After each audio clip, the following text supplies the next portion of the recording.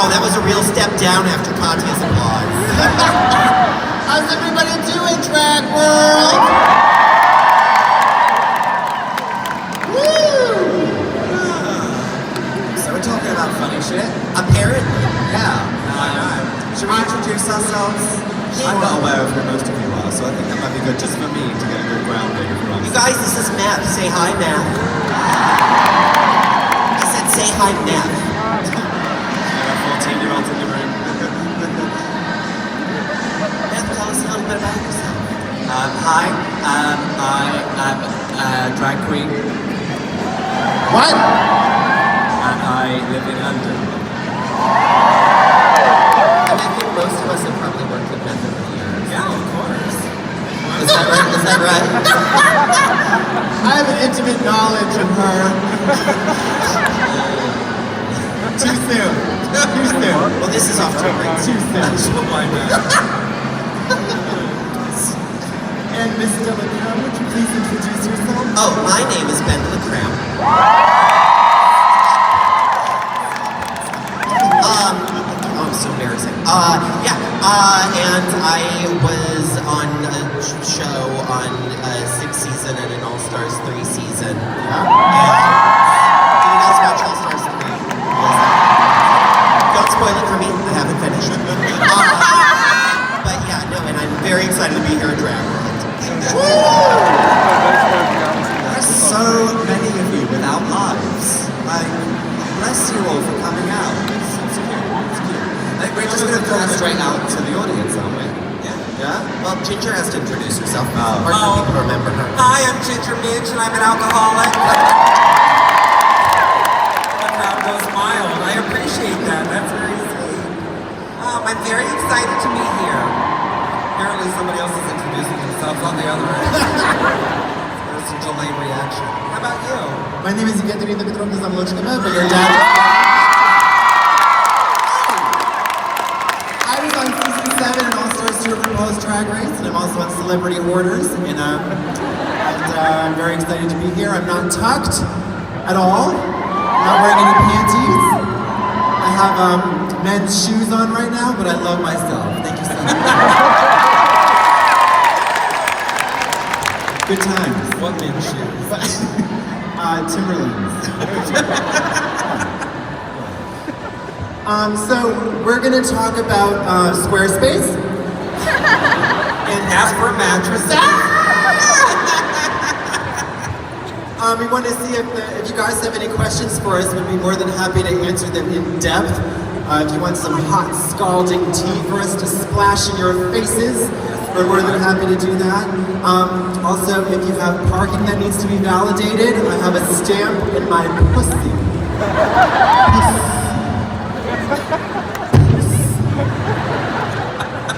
Is there somebody with a microphone that can, is there... Garcon! Oh, look, there's a... Oh, okay, all right. Hey, Janet. Janet from another planet. Give it up for Janet. Hi, Janet! So, anybody raise your hand and then, Miss Janet, what's your actual name? Doesn't matter, who cares? And she'll scurry over to you and ask a question. Love that. Hiya. Good start. How do you find, like, the ability to tell jokes when you're not feeling like yourself? Yeah, I'm Okay, for my American friends on this panel. Yeah, what language is that? I'm gonna try. No, sorry.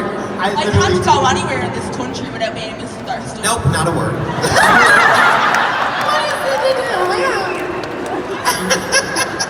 So how do you find trying to be funny when you're really not feeling it, I believe? Is that the gist?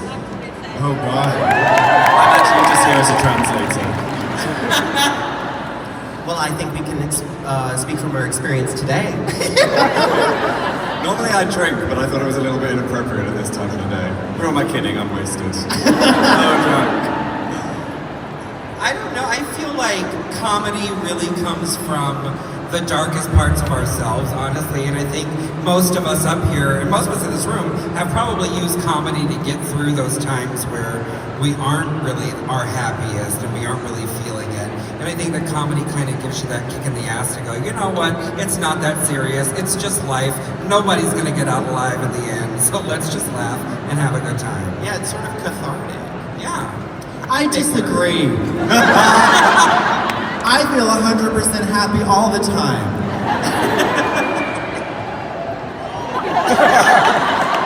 Thank you. Next question. What do you do if you tell a joke and no one laughs? Like, how do you play it off? You have to laugh your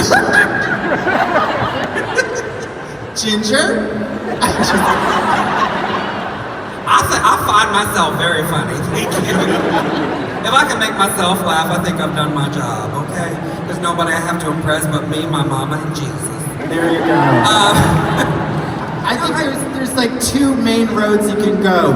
One, you can become really violent and antagonize the audience and sort of try to beat the laughs out of them. Or you can just laugh yourself like a psychopath. That one works for me. I think the best thing to do is just to kind of acknowledge it and let it go. I mean, if you can laugh at it and say, okay, well, not everything is going to land, then move on. I think you're good. Yeah, also you don't get good at making jokes or doing anything really unless you fail at it enough times to figure out how to be better at it. You know, like, that's kind of true of any skill set. You can't, if you're like, if you're not failing, you're not like putting yourself out there. And we always put out. Oh yeah, and I always fail. You gotta avoid like digging yourself further into the hole, though. Unless you want to like push people to that really awkward place where it starts becoming funny because you keep doing it so badly. Katya. Going on 3.5 years. Oh, sorry. Oh, you had something to say. Cool. Oh, no, I was going to say the best thing about comedy and drag, though, is that when you're dying and your face is getting beet red and you're having flop sweats, all the drag just covers it up. So it's a really nice little safety kind of. Also, you can get away with being so much worse at your job when you're a drag queen. Yeah. Yeah, there's really a lot of margin for error. Yeah, because 75% of the job is done once you come on stage. I'm coming on stage right now. Next question. You can only ask questions if you're just sitting right here. Sorry, guys. We could crowd surf you across them if someone at the back. Can you lift that up and dangle it? Not that bad. Who do you think's the most underrated comedy queen? Most underrated comedy queen? Oh, Tyrion Lake, I think. yeah. It's hysterical. I think Amy I'm First is criminally underrated. Oh, come on! That was hard. Okay, well, I think she's very talented. I think she's very funny. Shut up. I mean, I don't know if this question is like exclusively about Drag Race queens. But no, I mean, there's like a wealth of incredibly funny queens out there who are underrated just because they don't have enough exposure. I would say that Meth is a prime example. But in the United States, certainly, I would say Varla Jean Merman, Coco Peru, Dina Martina, Jackie B, Sherry Vine. I mean, these are legends who built their careers before Drag Race was a thing, and yet fewer people know about them. I would say that in whatever your local area is, like, look up the queens who established themselves pre-Drag Race, because that means they're really good at what they do. There's an up-and-comer named Bianca Del Rio, too. She's very underrated. Very underrated. Who was lucky enough to see Myra Dubois supporting Bianca on her tour? Okay, who has seen her any other time? Who knows Myra Dubois? Like, you want to talk about comedy queens, I would say she is, in my opinion, the best comedy queen that I know of in the world.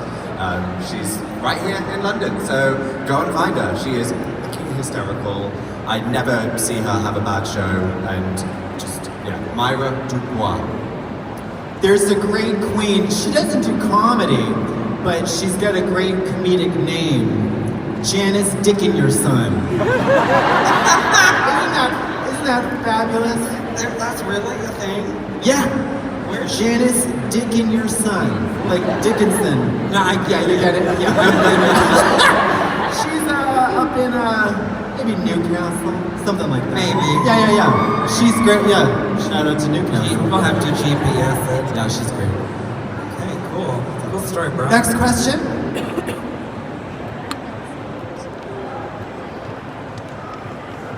You can just step over people. Don't worry about it.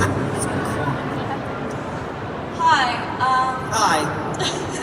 Would you say that being on Drag Race, specifically for you three, and also having a Drag Race, having to live up to the Drag Race hype, would you say that's either restricted your comedy or made it more free? I personally find it really restricting. Having starred on Drag Queens of London myself, it just puts so much pressure against the four of you that have ever watched me. I watched. No, don't go out and watch. Actually, just watch episode 2. Go on, you guys. I will say, having grown up doing drag long before I was on Drag Race, I feel like I had more freedom to say things before I was in such a big public light. Because now I feel like there's more responsibility and to take care with what we say and how we say it, and to make sure that we're setting the right example for the generation that's coming after us. I think that I feel the weight of that a lot more now that I've been on Drag Race. Katya, would you like to speak against that? I disagree.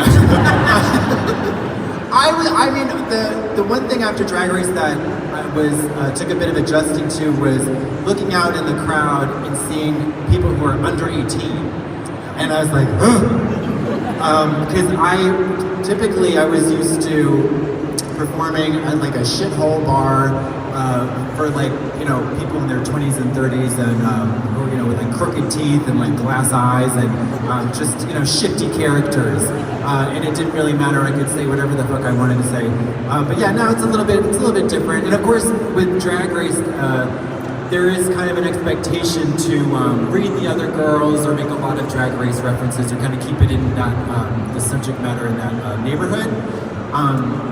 So when I go out and give like a 20-minute monologue about the kind of fish I like, or like about tree bark, sometimes it falls a little flat.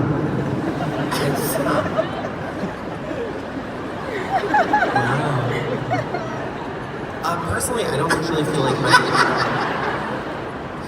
I don't feel like I've done. I don't think I do anything any differently post Drag Race. I mean, certainly there's like content-wise, like you're saying, people want to hear you just say "occur" and go for a while. But see? Yeah. Oh wait, try this, man. Yeah, I was gonna say. You guys, that's not even a word. It is so easy to pander to you. But I would say there's really, for me personally, it hasn't really changed a lot. But currently, I'm promoting my solo show that's about to tour the UK. Starting on Wednesday at the Grand here in London, Wednesday and Thursday, and then throughout. And that is a show about Dante's Inferno, which is like the least relatable material that I could possibly be doing. So clearly, I am not in any way interested in what people are interested in. Stick to your guns, gal. Will do. Next question. Anybody want to hear about horoscopes? Nope. Okay.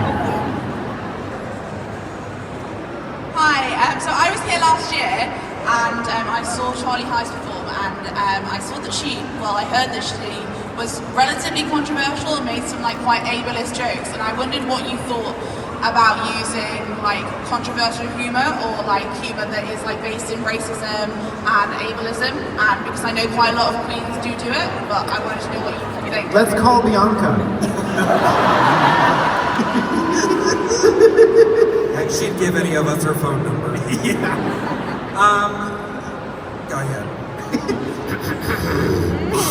I mean, I think that we have, well, this is related to what Ginger was saying in terms of like a large platform, right? Like there's, as soon as you're in the public eye in a big way, it is our responsibility to put out into the world what we think should be a predominant set of thoughts in the world. I feel like there's this sort of epidemic right now of humor that is satire, but it isn't. So it's like people are making racist jokes or ableist jokes or transphobic or homophobic or whatever jokes under the guise that it is making fun of the racist or the homophobe or whatever. But you know what? The bottom line is if you're saying the same thing that that person would say, you're just saying it. So like, in order to lampoon that, you have to subvert it. Like if it's not clear to somebody who has the opposite opinion of you that you're making fun of them, then you're not doing your job well enough as a comedian. I disagree. No, just kidding. No, I absolutely agree with that. I feel like it's, first of all, it's lazy. That's lazy humor. It takes no thought process to tell a joke like that because it's not really a joke. I believe that we have that responsibility to uplift people, and if we're not doing that, then we're not doing the job that we set out to do in the first place. So I don't like that kind of humor. There's this weird, particularly, I mean, Charlie Hyde's like, she did most of her drag career in the UK, and you can go to quite a few pubs in this city alone and see that kind of comedy any night of the week. And there's this weird sort of like resistance to it with this whole, well, we've always been telling these jokes. It's like, yes, but it's not the 70s anymore. Like, I fully believe that comedy can talk about anything that we, experience, but we have to move with the fucking times. We can't use the same awful material that was acceptable back when the whole world was completely dominated by cis, white, straight men. And I mean, it's still mostly dominated by them now, but like, come on, it's just, again, it's fucking lazy. Like, that's the most offensive thing to me about it as well sometimes. Like, it's just lazy. Like, write another joke or just sing me another song.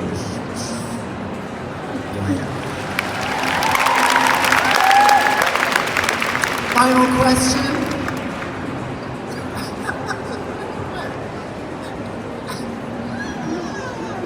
Oh look, it's out in the front. Hi. What is your most embarrassing on stage thing? And also, Katya, my favourite human in the whole world. Oh, stop. We're like 2 feet away from you. I'm crazy. I'm going a bit mental. Okay.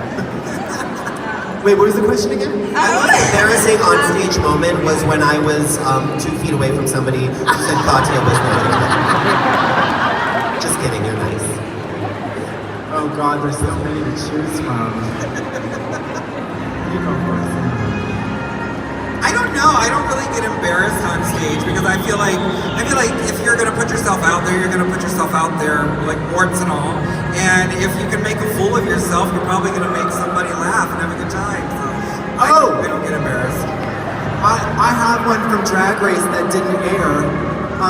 So on season 7, I was on the main stage. I had won that Merle Ginsburg challenge that you should have won. But anyways, I was in the shark. I had the shark leg on my foot, and they asked me, "Is there anything you want to say?" I for no reason. It was a long battle with leukemia, but at least I was surrounded by friends and family. I don't know why I said it, and they said nothing. And they didn't even look at me, and they just went on to the next thing, and I was like dying inside. I laughed. Can I tell someone else's one? Because I'm perfect all the time. One of my drag children was performing, I'm not going to name her. I think they're playing us off. Was performing at a corporate event for YouTube and just threw up halfway through her number. And she just told me about it yesterday. I was like, hello! And then bless her, she came and wiped it up herself. Sweet. She's never worked for YouTube again. There are so many embarrassing stories about other Drag Race girls I want to tell, but you know what? I have a responsibility. You're so brave. Thank you. Well, I think that's it. Well, that was fun. Thank you guys so much. Cool. Enjoy Drag World. We'll see you in a minute. Yeah.